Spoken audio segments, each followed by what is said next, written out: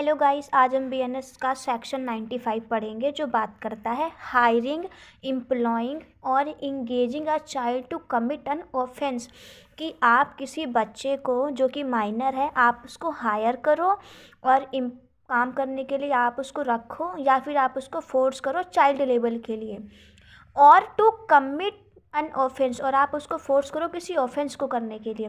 whoever hires, employs or engages any child to commit an offense shall be punished with imprisonment of either description which shall not be less than 3 years which may extend to 10 years। अगर आप ऐसा कोई offence करते हैं जिसमें आप बच्चे को हायर करते हैं, एम्प्लॉइंग करते हैं या इंगेजिंग करते हैं चाइल्ड किसी भी ऑफेंस को करने के लिए, तो आपको पनिशमेंट होगी 3 साल की मिनिमम, और वो बढ़ सकती है 10 साल के लिए, एंड विद फाइन, और आप फाइन के लिए भी लाइबल होंगे।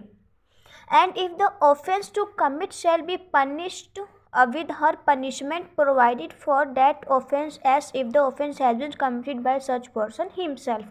कि अगर आप किसी बच्चे को हायर करते हैं काम के लिए तो वो तो आपको पनिशमेंट मिलेगी, लेकिन आप खुद के साथ भी ऐसा नहीं कर सकते। अब इसके एक्सप्लेनेशन में आपको जो ऑफेंस का, चाइल्ड ऑफेंस का बोला है, इसका मीनिंग क्या है।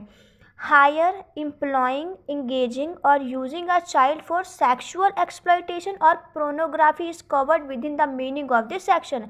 इस सेक्शन के अंदर जो आपका ये हायरिंग, एम्प्लॉइंग और इंगेजिंग ऑफ चाइल्ड है, इसका मतलब ये है कि आप किसी बच्चे को फोर्स करते हो इंगेजिंग के लिए, किसी ऑफेंस को कमिट करने के लिए, और बच्चे का यूज़ करते हो सेक्सुअल एक्सप्लॉयटेशन के लिए और प्रोनोग्राफी के लिए। अगर आप उसका यूज़ करते हो तो आपको इस सेक्शन के अंदर आपको पनिशमेंट होगी 3 साल की मिनिमम और 10 साल की मैक्सिमम, वो भी विथ फाइन के साथ।